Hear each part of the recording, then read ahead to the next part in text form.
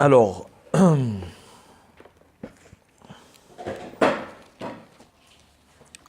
c'est bon. Dans quel paracha on raconte ce qui s'est passé à Shavuot? Celui qui sait pas, il prend deux baffes. On raconte ce qui s'est passé à Shavuot. Bravo. Alors, bravo. Ah, là, c'est que t'as mis des chachamim. Bonsoir. Alors, la Mishnah, le Passouk, il commence le récit de Matan Torah dans le Perek Yutet, Passouk Aleph. Et à la fin du Perek Yutet, donc, Perek Kaf, commence les 10 commandements. Donc, Perek Yutet, c'est le Perek qui raconte tous les détails du Mahamad Har Sinaï, de l'événement du don de la Torah. Et ce Perek, il commence comme ça. Il est super connu, on en a parlé plein de fois dans nos cours. Berchodesh Hachelishim, Letzet Bene Israël, Meeret Mitzraïm, Bayom Azé Baou Midbar Sinaï. Alors le passage qui dit comme ça, le troisième mois de la sortie des enfants d'Israël de Mitzraïm, troisième mois, puisqu'ils sont sortis le 15 Nissan. Nissan c'est le premier mois. Après il y a eu Iyar, et maintenant on est en Sivan. Donc là on est au début du mois de Sivan, ok. Et la Torah, elle dit, ils se sont installés dans Bayom Azé, ce jour-là, Baou Midbar Sinaï, ils sont arrivés dans le Sinaï. Après, il y a un pasouk qu'on a commenté plusieurs fois dans nos cours, qui dit qu'ils ont quitté Rephidim, ils sont installés dans le désert, ils ont campé en face de la montagne, le campé, il passe du pluriel tout d'un coup au singulier. On a expliqué ce que dit le roi Chaim Akadosh, que là, il y a les trois conditions qui sont réunies pour recevoir la Torah. Quitter Rephidim, qu'est-ce qu'il y avait eu à Rephidim? C'est une interro. Amalek, bravo. Ah, d'accord. Pourquoi il y a eu la guerre d'Amalek? Parce qu'ils étaient à Rephidim. Rephidim, quand on décompose le mot, ça fait Rafou, Yadaïm. C'est-à-dire qu'ils avaient les mains un peu trop voilà, lâches, quoi. C'est-à-dire qu'en fait, ils manquaient de conviction. Après, ils sont installés dans le désert. La Torah, elle précise, le désert... Deux choses, le désert c'est la hanava, c'est l'humilité, il n'y a rien dans le désert. Et le désert aussi c'est l'absence de tout. Et que pour recevoir la Torah, dans la vie, il faut savoir rentrer dans une bulle. Ok, quand on veut goûter à la Torah mais en même temps renoncer à rien, il ne faut pas s'étonner si le résultat, il est médiocre. Et enfin, ils ont campé dans le désert, nous on passe au singulier, Rachid dit, Keish Echad Belav Echad, comme un seul homme, donc l'unité du peuple juif qui est une condition sine qua non. Mais ce n'était pas de ça que je voulais vous parler. Dans le passage qui précède, le premier, Bayom Hashlishi Litzet Ben Israël, Merim Israël, Bayom Azé, Baou Midbar Sinaï. Donc troisième mois, Bayom Azé, ce jour-là, Baou Midbar Sinaï. Ils sont arrivés dans le désert. Alors regardez, Rachid pose une question. Rachid dit Bayom Azé, Berosh Chodesh, donc d'abord il nous situe, c'était Rosh Chodesh. Et il dit comme ça, Rashi, Lo hayat tzarich lirtov ela bayom hahu. Le passage qui dit Bayom Azé, ce jour-là, ils sont arrivés dans le désert. Rashi dit, il n'aurait pas dû dire Bayom Azé, il aurait dû dire Bayom hahu. Qui fait un doulpan en ce moment? Alors explique-moi pourquoi Bayom hahu et pas Bayom Azé. Laisse tomber, c'est Kitayoud, Yudbet, Kaf. Bayom Ahu. Quelle différence il y a entre Ahu et Azé? Les deux, ils veulent dire ce jour-là. Donc c'est un article démonstratif. Ok? Cependant, il y a une différence. Bayom Azé. Azé, c'est comme par exemple, voilà, je vous dis, vous voyez cet objet. Je peux dire Azé. Pourquoi? Parce que vous pouvez le montrer du doigt, vous le voyez, il est là, Azé. D'accord? Ahu, ça désigne quelque chose qu'on ne peut pas montrer, qu'on ne peut pas voir. Ok? Donc, en général, quand on raconte quelque chose, on dit, tu sais, ce jour-là, on était arrivé. Si vous dites Ayom Azé, c'est pas correct. Pourquoi? Parce que le jour, on ne peut pas le voir. Donc, Bayom Ahu, c'est une chose qu'on désigne, mais qu'on ne peut pas montrer. Donc Rashi, qu'est-ce qu'il dit? On aurait dû dire Bayom Haou, pas Bayom Hazé. Il a raison. D'accord? Maintenant, Rashi, en général, c'est rare qu'il fasse des cours de grammaire. Quoique, c'est pas vrai. Rashi, il a un vrai éclairage par rapport à la grammaire dans la Torah. Mais bon, là, il en fait une question, quoi. Ça veut dire, on n'aurait pas dû dire comme ça, machin, etc. Qu'est-ce qu'il veut nous enseigner, Rashi? Il dit, pourquoi il y a marqué Bayom Hazé et pas Bayom Haou? Écoutez bien. Maou Bayom Hazé, Sheyu, Divre Torah, Chadashim, Alecha, Keilu, Ayom, Nitnu. Pour t'apprendre que les paroles de Torah, tous les jours de ta vie, tu dois les considérer comme si tu venais de les apprendre. Yu be'enecha kechadashim. Vous avez compris? Pas très compliqué. Comment? Tous les jours, c'est ce jour-là. Tous les jours de ta vie, c'est ce jour, le jour où tu reçois la Torah. Si, il est là le jour. Ah, comme c'est le même jour. C'est aujourd'hui, quoi. Ah, ouais. D'accord? Maintenant, où on voit cette notion de Chadashim tous les jours? Dans le Homer. Tous les jours. Ah. Qu'est-ce qu'il y a marqué dans le schéma? Ve'ayu adevarim aele asher anochi metzavecha ayom. Le passage qui dit, et ces choses-là que je t'ordonne, ayom, c'est quoi ayom? C'est aujourd'hui. Et les Chachamim, ils disent, tous les jours, il faut considérer que Hachem, c'est aujourd'hui qui nous les a ordonnés. Alors, on s'arrête 30 secondes sur la définition de Chadashim, de Chadash. Chadash, ça veut dire quoi? C'est-à-dire que ça change quoi dans la vie qu'une chose soit nouvelle ou pas nouvelle? Ça change quoi? Ça change une chose qui est très importante, qui s'appelle l'enthousiasme. D'accord? Mes chers amis, c'est une règle de la vie, elle est dramatique. Mais quand on s'habitue aux choses, les choses perdent, on perd de l'enthousiasme. C'est comme ça. D'accord? On veut un objet, on le veut à tout prix. Le jour où on l'a, peut-être pas le premier jour, mais dès qu'il est plus khadash, hop, on commence à... Je me rappelle, j'avais un ami qui avait acheté une Audi Q5. Vous connaissez la Q5?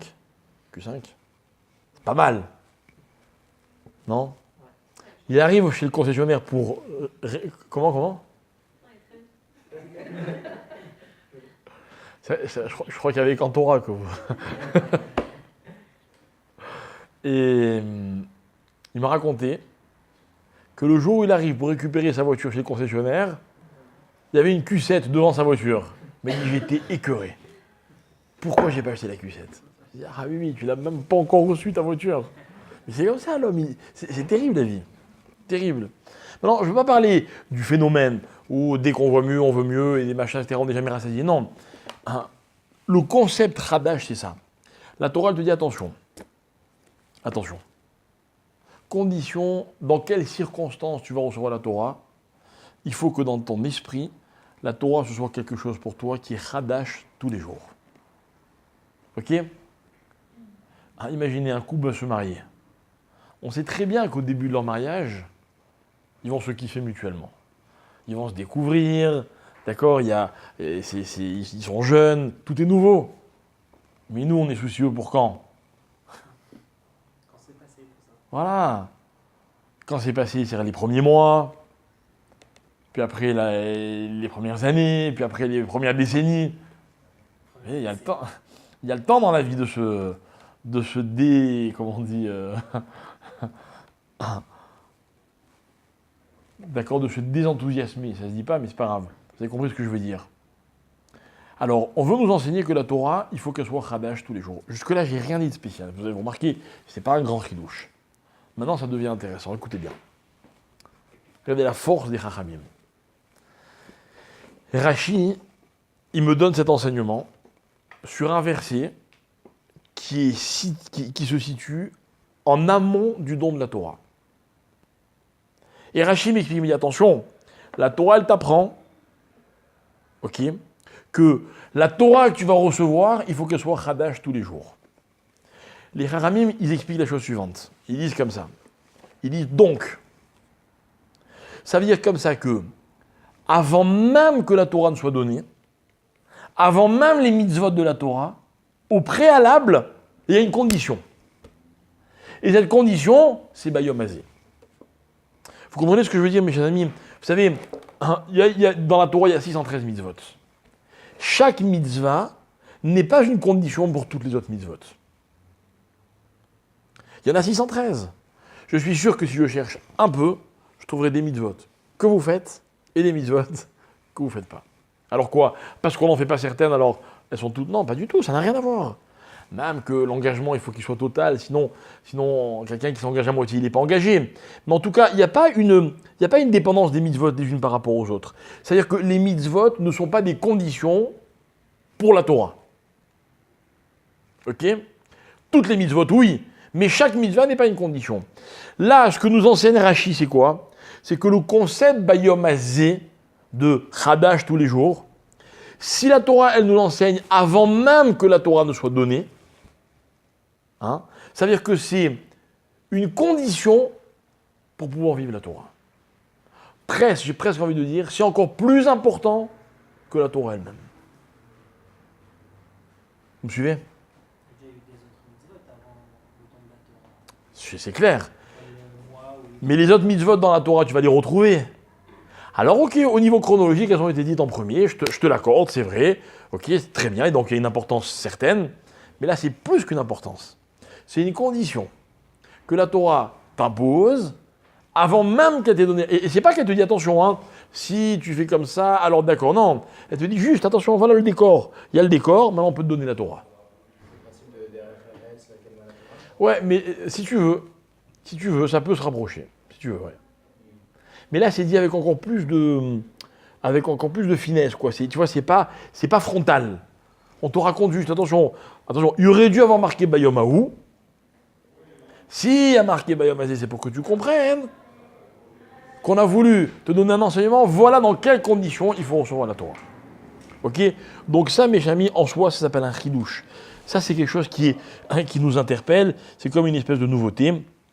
Et en fait, on a étudié dans la Mishnah, qu'on a lu ce Shabbat, au nom de Rabbi Ushua ben Levi. Il disait comme ça, Rabbi Ushua ben Levi Omer, Bechol yom vayom, bat kol yotzet me'achorev, ve'omachrezet ve'omeret, oy laem la beriot me'elbona shel Torah. Tous les jours, il y a une voix céleste qui sort de Achorev. C'est où Achorev? C'est quelle montagne qui s'appelle Achorev? C'est le mont Sinaï. Du mont Sinaï, il y a une bat-kol qui s'élève tous les jours et qui dit « Oy la em la beriot me elbona shel Torah ». Malheur aux créatures, littéralement, qui vexent la Torah. Qui vexe la Torah? Alors, je ne parle pas des gentils ou de ceux qui insultent, ou de ceux qui... Je ne parle pas de ça. Ça, c'est un problème qui est, on va dire, qui est clair, quoi. Ça veut dire c'est clair que c'est un comportement qui est gravissime. Elbona shel Torah, c'est quelqu'un qui fait tout comme il faut. D'accord? Mais dans son comportement, dans sa façon de faire la Torah, il y a un Elbon. C'est quoi un Elbon? Je vais essayer de vous expliquer ce que c'est un Elbon. Imaginez que quelqu'un me demande un service. Mais la personne qui me demande un service, j'ai aucune considération pour elle. Je lui rends son service, mais en étant un peu méprisant. D'accord? Vous avez compris la scène? Dites-moi, on retient quoi? Que j'ai rendu un service ou que j'ai méprisé? C'est dur, hein? Vous pouvez faire des fois, vous pouvez tuer pour quelqu'un. Mais vous le faites mal, on va vous le reprocher. Oh, il aime la beriot, mais Elbona shel Torah. Et les Ramim veulent expliquer c'est quoi Elbona shel Torah, comment on vexe la Torah. C'est quand dans la Torah, on fait la Torah, mais on perd tout l'enthousiasme. Ça veut dire quoi? C'est-à-dire que la Torah, ça devient une habitude. Vous voyez? On n'a plus la saveur de la Torah. Par exemple, moi je dis toujours, vous voyez quelqu'un qui prie, dans la façon de prier, il y a des indices qui ne trompent pas. Vous avez des gens, ce qui compte, c'est d'avoir prié. D'autres pour qui ce qui compte, c'est de prier. Ça change tout. C'est-à-dire quand ils prient, il y a la montre, ils sont toujours pressés, dès qu'il y a le téléphone qui sonne, machin, etc. Vous voyez? Mais ils prient, hein. Bon. Mais si c'était la première fois de leur vie qu'ils priaient, ils ne priaient pas comme ça. C'est la première fois, c'est une expérience qui est unique dans la vie. Ce que la Torah nous demande, c'est que tous les jours de notre vie, on vive la première fois. C'est absolument... Il n'y a que la Torah pour demander un truc pareil à un homme. Mais attention, hein, quand on comprend l'enseignement, on se rend compte que finalement c'est tellement logique. Comment on peut faire autrement? Voilà, je t'ai donné l'exemple, un couple.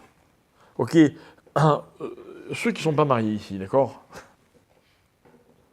Je vous pose une question. Comment vous voyez votre couple, votre mariage? Au bout de 3 ans, vous imaginez l'histoire comment? Vous voyez quoi autour de vous? Au bout de 3 ans, les gens, bon, ils se sont calmés, quoi, vous voyez? Hein? Vous aussi, vous allez vous calmer? Ou plutôt, de quoi vous auriez envie? De garder la fraîcheur des premiers temps toute la vie? Vous n'aimeriez pas ça, vous? Ouais. Maintenant, si pas possible, je vous laisse voir.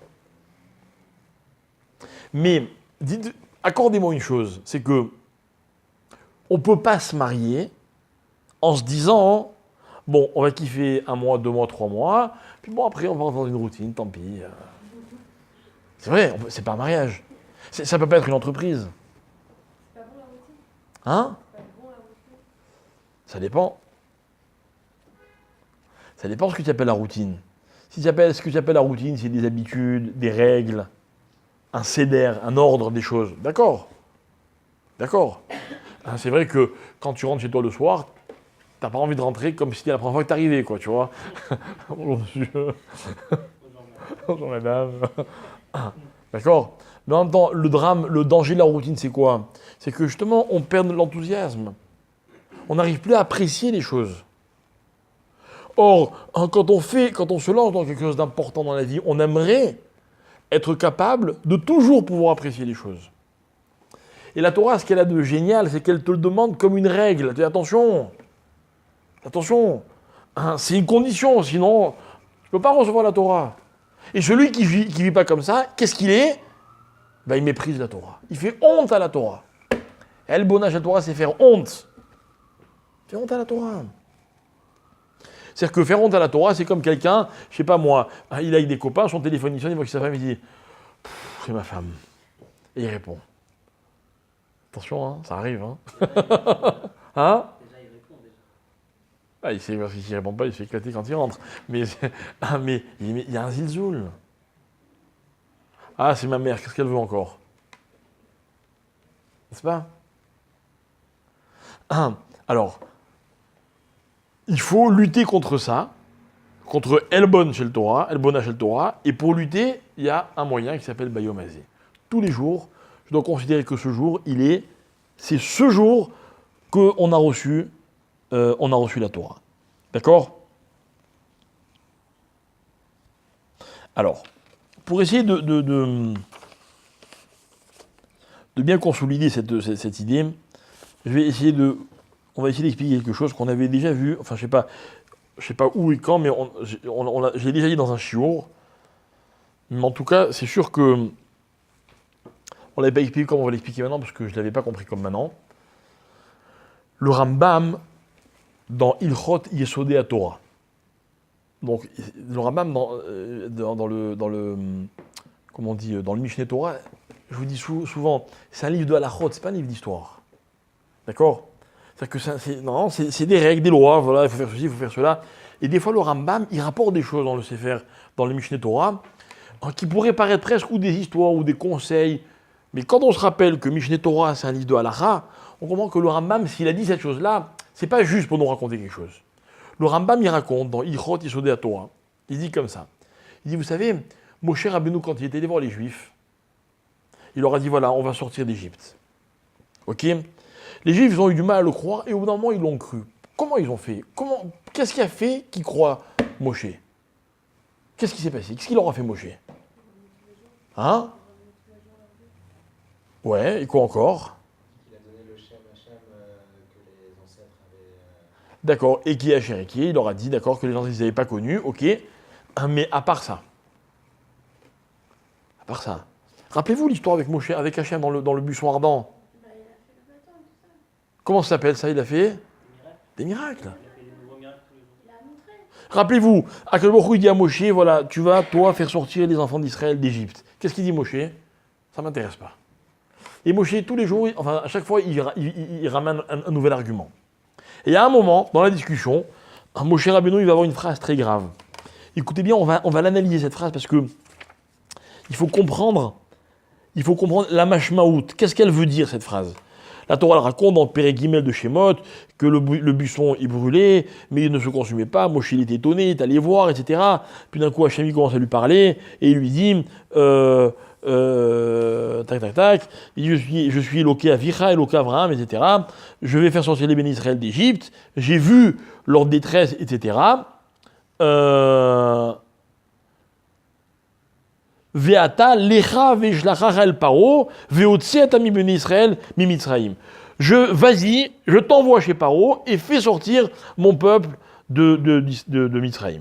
Alors au début, Moshe dit, mais qui suis moi par rapport à la Paro? Alors Hachem lui explique. Après il lui dit, ok, je vais aller voir, ils vont me dire, mais comment il s'appelle ce Dieu dont tu nous parles? Qu'est-ce que je vais répondre? Alors je vais dire, alors, tu vas leur dire ceci et cela. Ok, tac tac. Et au bout d'un moment, Moshe Rabbeinu, il a un argument. Ok. Et l'argument, c'est le suivant. Écoutez bien. Vaya'an Moshe vayomer. Moshe répond à Hachem et lui dit, Ve'en lo ya'aminu li. Ils vont pas me croire. Ok, Hachem, c'est très beau, je vais leur dire, Abraham, Yitzhak, Yaakov, je vais leur dire, ils vont jamais me croire. Venons, on fait un arrêt sur image 2 secondes. D'après vous, vous étiez Moshe Rabbeinu maintenant. Vous êtes devant Hachem en train de discuter. D'après vous, ils vont vous croire ou pas les Juifs? C'est-à-dire que, est-ce que Moshe, il a raison de croire que les Juifs ne vont pas le croire? Il a raison? Pourquoi non? Parce que c'est Hachem qui lui a dit. Mais Non mais oublie maintenant que Hachem il fait ce qu'il veut. Oublie. Logiquement, toi tu arrives, tu vas voir les Juifs en Égypte, tu dis voilà, Hachem il m'envoie, on va sortir. Il a raison Moshe, ils ne vont pas le croire. D'un autre côté, Moshe Rabbeinu, est-ce qu'il y a un homme dans l'histoire qui a plus fait confiance aux Juifs que Moshe Rabbeinu? Moshe Rabbeinu, il avait une confiance incroyable, ça ne date pas d'aujourd'hui. il avait confiance qu'ils ne vont pas le croire. Hein? Il les connaissait, il avait confiance qu'ils allaient Non, pas le croire. non, c'est pas ça la confiance. Pas ça la confiance. De toute façon, il connaissait Moshe Rabbeinu, il savait très bien que les Juifs priaient Hachem tous les jours. C'est-à-dire que, à ce moment-là de l'histoire, il dit à Hachem, ils ne vont pas me croire. Maintenant, moi, je vais expliquer pourquoi les Juifs ne vont pas croire. Je vous demande de bien me suivre. Vous m'avez répondu, et vous aviez raison, ils ne vont pas le croire, mais pourquoi vous dites ça? Parce que vous vous dites peut-être, ils sont submergés par le travail, il n'y a aucun espoir dans leur situation, il n'y a aucune issue. On vient, on leur raconte. C'est comme si moi, de maintenant, je viens, je vous dis, vous savez, mesdames, je vous annonce officiellement, je suis le Mashiach. C'est bon, c'est quoi ce farfelu qui est... Ça arrive. Ça m'est arrivé, moi, il n'y a pas longtemps. Authentique, hein. Il y a un monsieur qui m'a appelé, il m'a dit, il faut que je te parle, c'est très, très urgent, machin, etc. Bref, on se rencontre, et il commence à me dire, tu sais, le Mashiach, il va lui arriver ça, n'est-ce pas? Il y a marqué, oui, mais ça, oui, c'est vrai, il va être comme ça. Bref, il me sort quelques signes. Et puis au moment, il me dit, t'as compris? Je lui dis, non. Il me dit, j'ai eu ça. Je dis, bon. Authentique, hein. Et après, j'ai appris qu'il avait été voir plein de rabbinis, machin et tout. Aujourd'hui, le pauvre est dans un hôpital psychiatrique. D'accord? Ça fait drôle, hein. Je me dis, ça fait... Il y en a un qui s'était réveillé à Michel, il y avait une vidéo aussi. Enfin bref. Mais le jour où il va arriver à la machine, il faudra aller à l'enquête. Non mais alors il y aura quelque chose qui fera qu'on le croira. Mais toujours est-il que c'est normal qu'on le croit pas. Normal qu'on le croit pas. Mais c'est pas ça l'argument de Moshe Rabbeinu. Oui non, je crois qu'il parlait du Mashiach. Ça c'est encore un autre argument. Ça va être le dernier argument. Et là, Hachem va s'énerver, il va dire tu poses pas de questions, tu t'en vas, c'est moi qui fais parler les hommes ou qui les fait ne pas parler, etc. Ok? Écoutez bien. Quand Moshe dit à Hachem, ils vont pas me croire, alors Hachem, il dit à Moshe, ils vont pas te croire, alors mets ta main dans ton vêtement. Il met la main dans le vêtement, il ressort, tsarat, la lèpre. Après, il lui dit, et si il te croit toujours pas, alors prends de l'eau, jette-la. Alors Moshe il prend de l'eau, tac, ça devient du sang. Ok? Après il dit,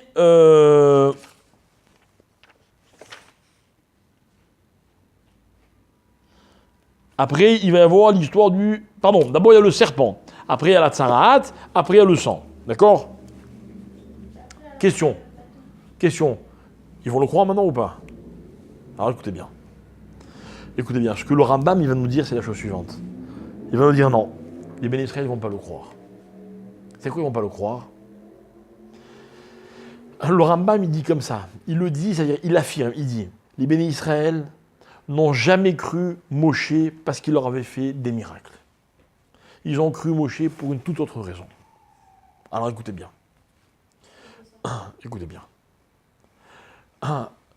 C'est quoi un miracle? Plusieurs fois, moi, dans mes cours, je vous ai expliqué ce que je pense être la meilleure définition du miracle. Le miracle, c'est l'intrusion du surnaturel dans la nature. C'est une intrusion. C'est quoi, c'est une intrusion? C'est-à-dire que le monde, il est censé fonctionner selon des lois, des règles que Hachem il a fixées, et puis un jour, il y a un truc qui ne fait pas partie des règles. C'est un miracle. Ça n'aurait pas dû se passer comme ça. Normalement, le miracle, il n'a pas le droit de séjour dans la nature. Dans la nature, il y a des règles. Le gars, il sort du 8e étage, il arrive, il atterrit en douceur. Il n'a pas le droit, le miracle. Il y a des règles. N'est-ce pas? Mais des fois, Hachem, il fait qu'il y a un miracle. Maintenant, le problème du miracle, c'est quoi? C'est que, si je continue mon raisonnement, si le miracle représente une intrusion dans la nature, alors maintenant, voyons qu'au niveau intellectuel, moi, j'ai des convictions. Je crois en certaines choses. Et il y a des choses dans lesquelles je ne crois pas. Donc vous venez me voir, vous me dites, tu sais, moi, je fais dire, je te crois pas. Tu me crois pas? Regarde, je vais te le prouver. D'accord? Et pendant que je vous parle, tout d'un coup, vous regardez le lustre, il se met à danser, vous regardez la montre, elle se met à tourner, vous faites des miracles. Je vous crois ou je vous crois pas? Prenez le bâton, hop, il devient un serpent. Je vous crois ou je vous crois pas? Là, si vous le voyez, vous le croyez. Ouais, mais c'est pas juste, pourquoi? Parce que intellectuellement, ce que vous faites, c'est une intrusion dans ma logique, dans mes convictions, dans ma façon de réfléchir. Maintenant, comme vous l'avez dit très justement, comment tu veux que je fasse pour ne pas croire? Vous m'avez fait voir des choses que je suis obligé de prendre en compte. Mais en réalité, pourquoi c'est pas juste? Parce que je voulais pas croire en ça. J'étais pas programmé pour croire en ce à quoi vous m'obligez à croire. Voilà ce que c'est un miracle. Et le Rav Shapira, à la Shalom, il dit la chose suivante. Il dit en vérité, une vraie émouna, elle ne peut pas reposer sur un miracle. Je suis désolé. Je sais qu'il y a des rabbinim qui font des choses extraordinaires. Tant mieux. Et tant mieux s'il y a des gens qui les suivent grâce à ça. Mais je m'excuse. Une vraie émouna, elle ne peut pas dépendre que de ça. On ne peut pas me forcer à croire. On ne peut pas. Moi, je vous ai toujours dit, je ne le répéterai jamais assez, dans la vie, la confiance, c'est une décision. Je décide de faire confiance à quelqu'un. Point. Il y a des couples qui se marient. Qu'est-ce qui fait que machin? Vous savez, souvent dans les mariages, il y a quelqu'un de bien intentionné qui vient et qui dit, mais écoute, t'es sûr de ton choix, enfin, qu'est-ce que tu lui trouves? Vous connaissez cette phrase? Et l'autre, le pauvre, il n'a pas la réponse. C'est comme ça. Il n'a pas la réponse, mais c'est vrai. Bon, malheureusement, il y a un couple qui devait se marier il n'y a pas longtemps. Et puis, il y a quelqu'un qui est allé voir l'un des deux en lui disant, tu sais, j'ai appris sur l'autre, ceci, cela. Ok. Et l'autre, il a dit, enfin, la personne, elle a dit, non, je veux pas écouter, machin, j'ai pris ma décision, j'ai confiance en lui, machin, etc. D'accord? Quelques jours après, il y a une autre personne qui est venue et qui a sorti encore une autre histoire. Peu importe. Au fur et à mesure, la personne, elle s'est découragée. Et le mariage, il n'a pas eu lieu. Il n'a pas eu lieu. Ah, elle a eu raison, elle n'a pas eu raison, la personne, de ne pas y aller au mariage. Je vais vous dire quelque chose. Peut-être elle a eu raison. Ok? Peut-être elle a eu raison. Mais elle n'a pas plus raison que tous les gens qui décident de se marier sans savoir s'ils ont raison de se marier. Franchement, voilà, ils vont se marier, Ilan et Fanny, ils se connaissent. Ça fait 2-3 mois. Combien de temps vous avez 2 mois. 2 mois sur toute une vie. Mais vous ne vous connaissez pas du tout. Moi, à votre place... On se connaît un peu, mais c'est bon. Vous savez, moi, je dis toujours, et c'est la vérité, je le pense vraiment, quand on prépare un couple, en l'occurrence pour moi un khatan au mariage, c'est très délicat. Vous savez pourquoi? Parce que comme un rien, et je serais prêt à relever le défi, hein, comme un rien, vous pouvez déstabiliser un khatan. Et vous savez quel est le meilleur moment pour le déstabiliser? C'est juste avant qu'il rentre sous la roupa. Ah ouais? Quoi super?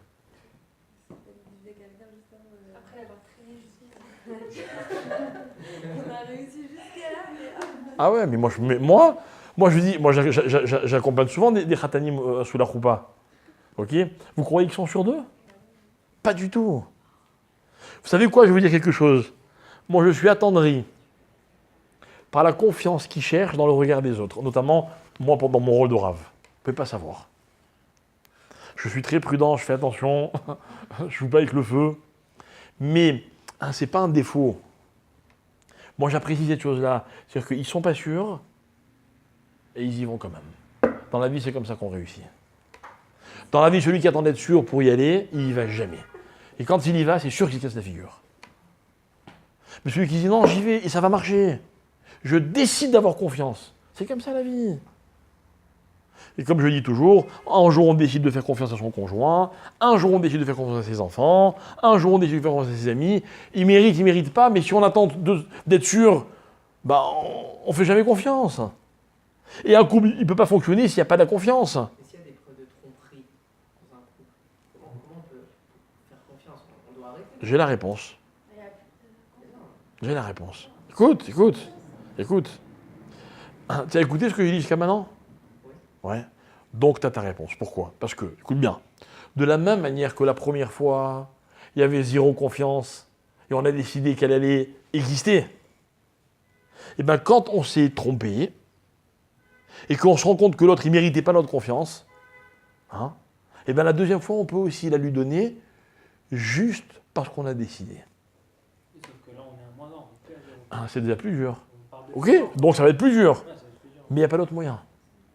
Maintenant, tu me dis, je ne veux pas continuer. Ok, mais rentre chez toi, et l'autre, il part chez lui, et on arrête l'histoire, il n'y a pas de problème, c'est possible. Mais, en général, les gens qui viennent vous voir, ils viennent vous demander, pas comment on fait pour divorcer. Pour ça, ils n'ont pas besoin de vous voir. Ils aimeraient continuer, et ils vous demandent comment on fait. Moi, je décode les questions.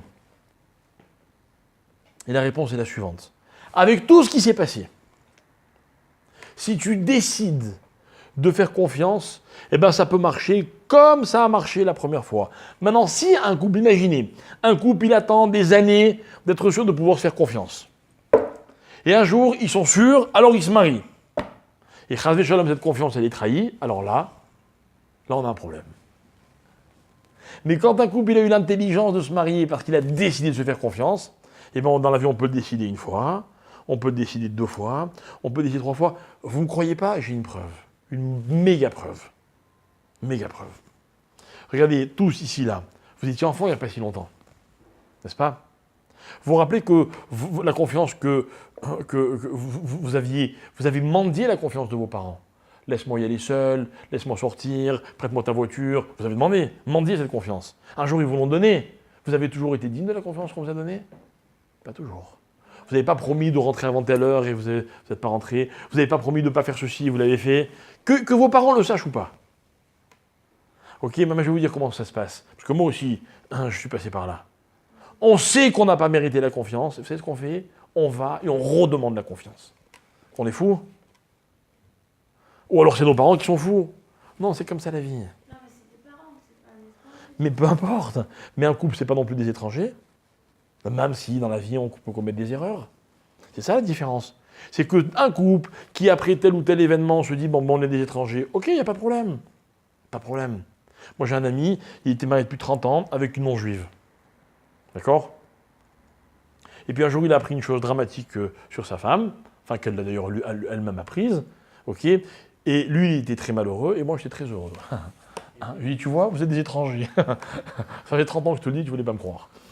Bref, vous voyez, il y a des fois où c'est bien.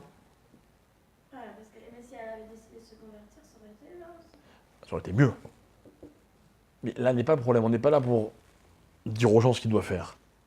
On est là pour comprendre.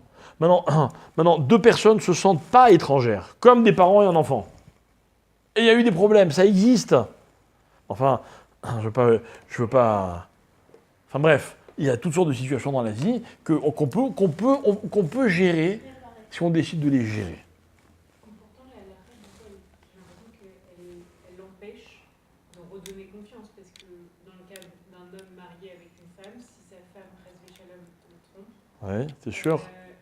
même s'il le veut. C'est sûr. Est-ce que tu es sûr de ce que tu dis? Non. Je vais t'expliquer. C'est peut-être vrai ce que tu dis dans le J'ai cas. l'impression. Écoute. Dans le cas où une femme, elle a commis un adultère, ok, et qu'il y a un ou deux témoins qui ont vu l'adultère et qui vont les raconter, voilà, on a vu, elle a fait telle ou telle chose. Ok. En d'autres termes, ce sont des cas qui n'arrivent jamais. Jamais. Et moi, personnellement, il m'est arrivé un jour qu'un couple soit venu me voir en me disant, voilà, la femme m'a dit, voilà, j'ai fait ceci, ceci et cela, mais on voudrait repartir à zéro, est-ce que tu peux nous aider à faire Shalom Bayit? Moi, tout de suite, je suis allé voir mon Rav, je dis, Rav, j'ai droit? Il me dit, bien sûr, tu as droit, tu dois faire Shalom Bayit. Mais elle m'a raconté. Alors après, il y a des conditions au niveau halakha qu'on ne va pas dire comme ça n'importe comment, parce qu'elle demande évidemment qu'on se penche sur ce sujet, mais là n'est pas notre problème. Notre problème, c'est la confiance. Le Rambam, il dit, les Juifs, au fond d'eux, n'ont jamais fait confiance à Moshe Rabbeinu parce qu'il avait fait des miracles. Parce qu'une confiance qui est le résultat d'un miracle ne peut pas être une vraie confiance. C'est une confiance imposée. D'accord? Alors Moshe, c'est ce qu'il demande à Hachem. Il dit, Hachem, ils ne vont jamais me croire. Alors là, on a un problème, c'est que la réponse d'Hachem, elle ne résout pas notre problème. Parce que Hachem dit, non, fais-leur des miracles, ils vont te croire. Ok? Alors, C'est imposé, il prend Moshe quand même. mais je viens de... Si c'est imposé, c'est pas grave. Mais je viens de t'expliquer que le Rambam nous dit qu'ils n'ont pas fait confiance à Moshe. Oui, ça d'accord. Ah, alors, le Rambam s'est trompé. Non, mais ça veut dire avant, quand on n'a pas encore vu est-ce qu'ils vont donner la confiance ou pas, que la réponse de Hachem, elle est bonne. Fais-leur des miracles et tu vas leur imposer ta confiance. Maintenant qu'après... Mais c'est pas une confiance. Moi, ce que je C'est une t'explique, confiance imposée. c'est que Moshe Rabbeinu, sa question, c'est pas une question puérile. Genre, Hachem, donne-moi 2-3 preuves, comme ça je vais les convaincre. C'est pas ça qui l'intéresse à Moshe. Moshe dit, moi, je veux une vraie confiance. Moshe, il a tout de suite compris que quoi? Que si les bénis Israël sortent d'Égypte, c'est pas juste pour être un peuple libre, genre qui n'est plus esclave. Regarde. Il faut qu'ils fassent confiance jusqu'au bout. Hein. Parce que quand il est monté sur la Torah, ils n'ont pas fait confiance, ils ont fait la idée.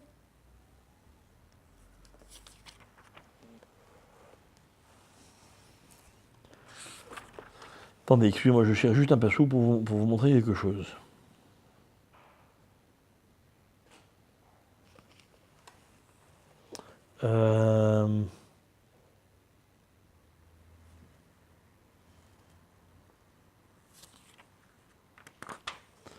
Tac, tac, tac.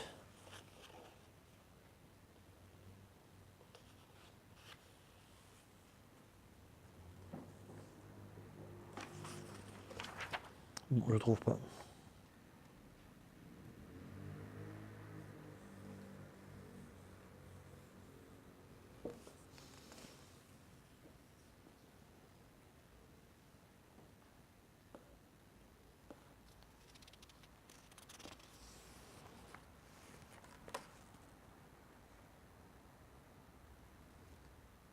Voilà.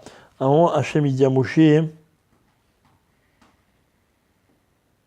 dit comme ça, Vayomer ki eye imar faisait les chaot, etc. Beotiacha ta'avnu elokim ala ar azé. En fait, il lui explique que il va les faire sortir d'Égypte. Hein, il va les faire sortir d'Égypte, ok, pour qu'ils me servent, dit Hachem, à la Har Azé, sur cette montagne, cet endroit-là. Donc de là, on apprend que ça se passe au Har Sinaï. Hein, ça veut dire comme ça. Écoutez bien. Maintenant, je vais expliquer ce que veut dire le Rambam. Ok. Le Rambam, ce que je vous ai raconté, il le dit, je répète, dans Ilchot Yesodé à Torah, les lois, littéralement des fondements de la Torah. Le Rambam, il vient nous apprendre, ok, de quelle façon on doit recevoir la Torah. Donc déjà, nous, tout à l'heure, on a expliqué Chadashim, tous les jours Chadash, d'accord, ce qu'on a dit au début. Le Rambam, maintenant, il vient, il dit, attention, hein, détail très important. Les Juifs, ils n'ont pas fait confiance à Moshe parce qu'il y avait des miracles. Ah, question, c'est pas vrai. Moshe Rabbeinu, il est venu, il a fait ce qu'Hachem lui a dit, le serpent, la lèpre, le machin, et les Juifs, ils ont cru Moshe Rabbeinu. Tu vois bien, ils ont vu des miracles, ils ont cru. Alors le Rambam, il explique la chose suivante. Il dit, écoutez, il dit en fait, hein, c'est vrai, il y a eu un moment où les bénis Israël, ils avaient besoin de miracles. Besoin de miracles. Il y a des moments dans la vie où on a besoin qu'on nous force un peu la main. Vous voyez? Ça veut dire, on aimerait faire confiance, ou on serait d'accord, mais on ne peut pas. Ah, je vois un miracle. Je reviens dans le contexte. Les bénis Israël, ils n'en peuvent plus d'être esclaves. Vient un Moshe, il leur dit, hey, on va sortir. Au fond d'eux, ils ne demandent qu'à croire. Mais en même temps, peut-être qu'eux aussi, on leur a fait des fausses promesses. Peut-être. Toujours est-il que il y a la volonté de s'accrocher à un miracle, mais en même temps, le miracle, il ne peut pas être le fondement d'une vraie émouna. Alors le Rambam, il dit comme ça, il dit, au moment où les bénis Israël ils ont reçu la Torah, qu'est-ce qui s'est passé? Vous vous rappelez l'histoire? Comment ça se passe le don de la Torah? On est tous autour du Har Sinaï, la montagne elle fume, les tonnerres, les éclairs, le chauffard, les sons on les voit et on les entend, un truc de fou. Et là tout d'un coup, attention, Hachem il se met à parler. Anochi Hachem. Qu'est-ce qui se passe quand il dit Anochi Hachem? Tout le monde meurt. Tout le monde meurt. Meurt de trouille. Ils font un bond de 1,5 km en arrière. Et la Gemara elle raconte qu'à ce moment-là, la nature elle se fige. Tout s'arrête. Ouais, la Gemara elle dit tous les océans étaient immobiles. Imaginez, pas une vague, pas une ride sur tous les océans. Si vous imaginez, vous êtes en plein milieu de la mer, pas un bruit, incroyable. Pas un brin de vent. Et la Gemara elle continue, elle dit, pas un oiseau n'a gazouillé, pas un chien n'a aboyé, etc. Le lion, tous les animaux, vous connaissez sans doute tous les cris des animaux, ok, rien. Il n'y en a pas un qui bronchait. Pourquoi? Pourquoi tout ça? Autre question.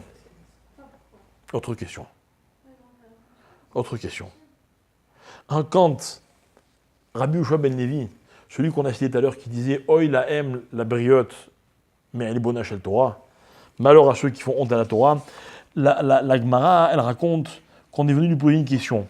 On lui a dit « Dis-moi, parce que rappelez-vous qu'est-ce qu'il a dit ? Bechol yom vayom, tous les jours, sort une bat-kol, mais ar chorev. » Alors moi je lui ai demandé c'est quoi ar chorev? Vous m'avez répondu, je vous ai répondu, le Har Sinaï. Ok? On est venu demander à Rabbi Yoshua ben Levi pourquoi il s'appelle ar chorev. Ça veut dire quoi le mot chorev? Non, là je vous aide pas. Ah, vous exagérez là. Hein? C'est quoi la question? Chorev, c'est brûlé. Allez, travaillez un peu, quoi. C'est rien, c'est super facile. Je vais vous dire, vous allez tous dire, ah oui. Un chorev, c'est quoi? C'est chet, resh, bet, c'est un choresh, n'est-ce pas? Hein? Ça veut dire quoi, chorba? Tu as bien commencé, hein? C'est quoi, chorba? C'est parce que c'est une chorba? Ah, chorban, on avance. C'est quoi, chorban? Ah, vous êtes vraiment nuls, quoi. Excusez-moi, hein, heureusement la caméra, elle voit que moi, elle voit pas qui y a, je honte. C'est quoi, chorban? Non! Corban, c'est un sacrifice. Corban, c'est pas un sacrifice. Merci. Ah! Donc le mot chorev, il veut dire quoi? Il veut dire détruire. D'accord? J'ai envie d'arrêter là. Non, parce que si ça, on ne peut pas continuer. Bon, je vais essayer de vous expliquer bien. Montagne. Hein? Ouais, non, c'est bon. Là, maintenant, vous allez me donner plein de preuves. D'accord, là, Chazak, vous êtes très fort. Ok, c'est bon. J'ai compris. La question qu'on a posée à Rabbi Jamali, c'est pourquoi le Har Sinaï, il porte comme deuxième nom l'endroit de la destruction. D'accord? Bonne question. Pourquoi il s'appelle Har Horev? Ah non, c'était pas fait pour ça à la base. C'est ce qu'il répond. Il répond comme ça, il dit que pour les goïms, le don de la Torah, ça a été un terrible khorban. Pourquoi? Parce que l'émergence du système de la Torah équivaut à l'annulation de tous les autres systèmes. Et je vais vous dire quelque chose, mes chers amis, qu'on se comprenne bien. Vous savez pourquoi on nous critique? Vous savez pourquoi on dérange? On dérange parce qu'on fait peur. On dérange parce qu'on est attaché à une vérité, et tout celui qui s'en rapproche un tout petit peu, et qui essaye un tout petit peu de comprendre, se rend compte que c'est la vérité.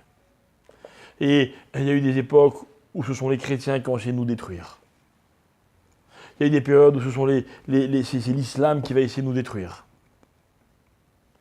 Pourquoi? Parce qu'eux, ils nous connaissent. On a des choses en commun. On les dérange. Et ça ne date pas d'aujourd'hui. Ça date de Matan Torah. C'est-à-dire que quand la nature s'est figée, pourquoi la nature s'est figée? Parce que tout s'est arrêté. Tout s'est arrêté, et au moment où tout a repris, c'est une nouvelle histoire. Vous savez, un homme disparaît, mais le monde continue. 10 hommes disparaissent, le monde continue. 100, 1000, 1 million, 6 millions. Mieux que ça. Toute la guerre, il y a eu combien de morts? Toute la guerre 40-45. 22 millions, je ne sais pas combien. D'accord? 22 millions de morts. Mais le monde, il continue à fonctionner, comme s'il n'y avait rien. Enfin, pas comme s'il n'y avait rien. Heureusement, mais il continue à fonctionner, le monde. Rien ne l'arrête. Qu'est-ce qu'il faudrait pour que le monde s'arrête de fonctionner? Qu'il n'y ait plus personne. Que tout s'arrête. C'est ce qui s'est passé au monde de Matan Torah. Tout s'est arrêté. Et nous, on reçoit un système, une nouvelle réalité, et donc on commence un nouveau chemin. Matan Torah. Mais eux, ceux qui n'ont pas reçu la Torah, il a fallu qu'ils recommencent en continuant le système d'avant, alors qu'il y a un nouveau système qui est arrivé dans le monde. J'y ai plein. Je comprends qu'ils nous en veuillent, la vérité. Je comprends qu'ils nous en veuillent. Mais moi, ce qui m'intéresse, c'est pas eux. C'est juste pour expliquer le mot chorev. Ce qui m'intéresse, c'est de comprendre que quoi? Que, voilà ce que dit le Rambam. Tout ce en quoi ont cru les béné Israël grâce au miracle, quand Matan Torah est arrivé, ils ont compris que le miracle, il servait à rien. Je vais essayer de vous donner une image. Une image. Si je vous dis, par exemple, je ne sais pas moi, viens chez moi et je te donne à manger. Et vous, non, vous avez peur, vous ne me connaissez pas, vous êtes angoissé, vous ne faites pas confiance. D'accord? Et moi, je ne sais pas, je vous amène une preuve pour que vous me fassiez confiance. Je dis, mais écoute, je t'explique rien, voilà, j'ai une lettre d'un rave, tu connais ce rave? Il te dit qu'il y a marqué que je suis honnête. Bon, ok, alors d'accord, alors vous avez vu que je suis honnête, vous allez me suivre chez moi, vous arrivez chez moi, et tout d'un coup, vous voyez quoi? Vous voyez une maison, des enfants, vous voyez quelqu'un de bien, normal. Vous vous dites, mais en fait, la lettre qu'il m'a montrée tout à l'heure, maintenant que je le connais, j'en ai plus besoin. C'est-à-dire que dans la vie, quand on connaît la vérité, on n'a plus besoin de preuves. La vérité se suffit elle-même. La preuve, c'est juste ce qu'il faut pour arriver à la vérité. Maintenant, reprenons le dialogue entre Hachem et Moshe Rabbeinu. Moshe dit à Hachem, ils ne vont pas me croire. Alors Hachem dit, ils vont te croire. Voilà, première preuve. Deuxième preuve, troisième preuve, c'est des miracles. Et regardez ce qu'il dit le Passouk. Il dit un truc incroyable, le Passouk. Hachem, il dit à Moshe, Ve'im lo ya'aminu. Et s'ils ne te croient pas avec le... Où je suis? Et s'ils ne te croient pas avec le premier, ils te croiront avec le deuxième. Et sinon... Ve'im lo ya'aminu, ve'lo yishmeu ve'minu l'école haot acharon. Alors, le troisième miracle, celui-là, ils vont te croire. Pourquoi? Il était plus grand, le troisième miracle? J'ai une question. S'il est plus grand, on n'a qu'à commencer directement par celui-là. Pourquoi on perd du temps? Non, c'est pas qu'il est plus grand, c'est qu'il faut qu'il tienne. Toi, voilà, je te donne des miracles pour les faire tenir. Jusqu'à quand? Jusqu'au moment où ils vont voir la vérité. Et là, tu as raison, Moshe, ils n'auront plus besoin de miracles. Le Rambam, il fait, attention, sikoum, en conclusion. Conclusion de l'histoire, c'est quoi? C'est que la vraie confiance qu'Israël a eue en Moshe, c'était pas à cause des miracles. À un moment, ils ont cru que c'était à cause des miracles. Mais quand ils ont vu la vérité, ils se sont rendus compte que les miracles, en fait, ils servaient à rien. Ils ne servaient que à nous amener jusqu'à la vérité. Voilà, mes chers amis, ce que c'est Matan Torah. Voilà ce que la Torah, elle essaye de nous faire comprendre. Elle nous dit comme ça, écoutez bien. Je vais vous donner la Torah, mais attention, il va falloir que tous les jours de votre vie soient comme quelque chose de nouveau. Question. Voilà, vous n'êtes pas marié, moi je viens et je vous dis, mais la vérité, vous y croyez, vous? Vous croyez vraiment que 10 ans après votre mariage, vous allez vous aimer comme au premier jour? La vérité, franchement. Statistiquement. Bah oui. Ah ouais? Il y a des gens qui se marient 50 ans, 60 ans comme nos parents. Ouais. Et je dis combien il y en a? Chez qui ça marche pas? Ah oui, Ah ouais. Et malheureusement, ceux chez qui ça tient, ce sont des gens qui sont mariés à 50 ans et 60 ans. D'accord? Et aujourd'hui, c'est plus comme ça. Ça fait très peur. Ça fait très peur. Prenons un exemple. Souvent, les enfants de divorcés ont plus de mal à avoir confiance dans le mariage. C'est normal. C'est normal. C'est-à-dire qu'ils n'ont pas de repères. À la limite, celui qui a jamais vu de problème chez lui, il ne se pose pas de questions. Il ne se pose pas de questions. Mais si vous lui posez la question, il sera très embêté pour vous répondre. Alors voilà, moi je vais vous dire quelque chose. Votre mariage, c'est une nouvelle histoire ou c'est encore un mariage? Vous savez, moi quand j'étais khatan, dans la yeshiva dans laquelle j'étudiais, il y avait des cours pour les khatanim. D'accord? Et je kiffais pas des tonnes. Vous savez pourquoi je kiffais pas des tonnes? Parce que le rav, il venait, le rav, il était magnifique, c'était vraiment quelqu'un, à la Shalom, un rav extraordinaire. Et il nous soumettait des cas. Il nous dit voilà, alors s'il y a ça, et machin, et comment? Et moi, au fond de moi, je me disais, mais chez moi, il n'y aura pas ça. Mais jamais je vais dire ça, jamais elle va me dire ça, c'est pas possible. Pas possible. J'avais raison ou j'avais pas raison? Attention à ce que vous allez répondre. En tout cas, j'avais raison d'y croire. Vous savez pourquoi? Parce que j'étais convaincu. Et ce que je vais vous dire, c'est une nécessité dans la vie. Que mon histoire n'avait rien à voir avec toutes les milliards d'histoires qui ont pu exister avant la mienne. La mienne, elle est khadash. Non mais, il faut être convaincu de ça. Mais c'est le seul moyen pour éventuellement arriver un jour à se convaincre que ce que j'ai fait hier n'a absolument rien à voir avec ce que je vais faire aujourd'hui. Et vous savez, autour de nous, il y a des gens qui sont ravagés par les remords. Il y a des gens, leur vie, c'est de regretter. Et moi, avec mes relations proches, c'est un sujet qui revient souvent, je lutte contre ça. Et moi, je dis dans la vie, il ne faut jamais regretter. Alors quoi, on fait pas, celui qui ne regrette pas, il risque de ne pas faire teshuva. Ça n'a rien à voir. Teshuva, il faut faire. Se perfectionner, c'est impératif. Mais regretter, c'est s'empêcher d'avancer, d'envisager un khadash. Comment on peut ne pas regretter ces erreurs? En se disant, je les ai commises, je ne vais plus les recommettre. Voilà comment on peut regretter. C'est une étape de la tchouva, non? Je sais bien. Mais regretter pas pour rester concentré sur son passé. Regretter pour se dire le contraire. Ok, j'ai mal fait, c'est vrai, c'est un fait. Mais maintenant, je vais bien faire. Mais comment tu vas bien faire? Toute ta vie, tu as mal fait. Toute ta vie, tu avais telle habitude. Regardez, les gens qui font des régimes, par exemple. Non, mais c'est vrai, l'inconscience de celui qui se lance dans un régime. Il a essayé 1000 fois, ça n'a pas marché. Qu'est-ce qui se passe? Macarac, maintenant, ça a marché. Il y croit. Il a tout compris.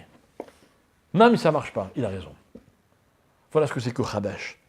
Alors, c'est ça l'enseignement avec lequel la Torah commence par nous parler de Matan Torah. C'est pas magnifique? La Torah, avant même qu'on sache de quoi il s'agit, elle nous dit attention, tu veux que ça marche, il faut que tu sois prêt à t'engager à ce que ce soit Khadash tous les jours.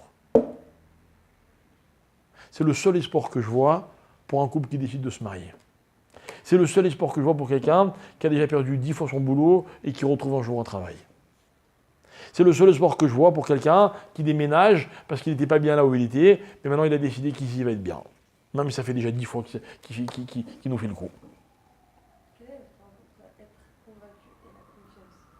Parce que c'est pas la même chose. Il faut les deux. Il faut être convaincu de quelque chose, c'est aussi avoir confiance. Quand tu es convaincu, alors la confiance, c'est toi qui décides de l'investir. Tu vois? Par exemple, si moi je suis convaincu que mon enfant, il va réussir. Si je ne suis pas convaincu, je peux pas lui faire confiance. Si je suis convaincu, en tout cas qu'il en est capable, alors je décide de lui donner ma confiance. D'accord? Pareil vis-à-vis d'Hachem. Je suis convaincu qu'Hachem il peut, alors... Ah, mais pourtant, ça fait 5 ans que je lui demande, il ne m'a toujours pas répondu. Non, mais je suis convaincu qu'il va répondre, donc je lui donne ma confiance. Hein, d'accord? C'est ça, Khadash.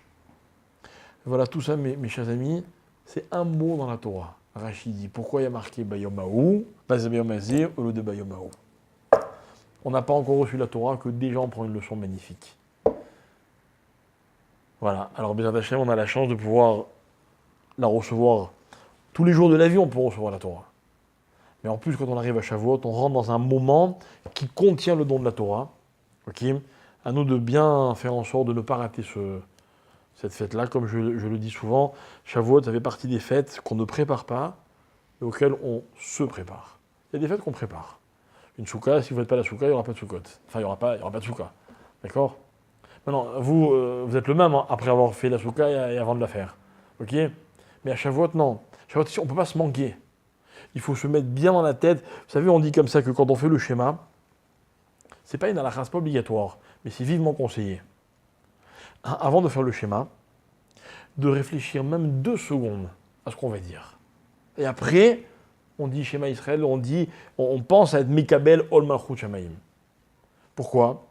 Parce que mentalement, la préparation, elle me permet de rentrer dans l'événement convenablement. Donc, je peux en retirer ce qu'il y a à en retirer. Donc, il nous reste 48 heures. C'est vrai. Ce soir, on est déjà l'avant-dernier jour du Homer. Ok? Et ces heures-là qui nous séparent de Shavuot, elles sont là pour nous aider à réaliser de ce qu'on va vivre. Exactement comme les bénis Israël. Avant même de recevoir la Torah, on leur a dit voilà dans quel état d'esprit il faut être pour pouvoir recevoir la Torah. Alors je souhaite que tout le monde soit tous Mekabel. Certains disent que Shavuot c'est comme le Rosh Hashanah de la Torah. De la manière qu'à Rosh Hashanah, Hachem dit qui va être en bonne santé, qui va avoir une bonne parnassa, qui va ceci, qui va cela. À Shavuot, il est décidé combien de Torah on va avoir la chance d'avoir dans l'année qui vient. Alors je vous souhaite d'en avoir des tonnes, mais je vous rappelle que ça dépend de vous. Voilà, alors Chag Sameach, nous aussi on fait cours mardi soir, donc Shavuot à partir de 11h30 jusqu'au matin. Si vous n'êtes pas dans le quartier, vous êtes ailleurs, il y a des shurim un peu partout. Dans tous les cas, Chag Sameach. Voilà.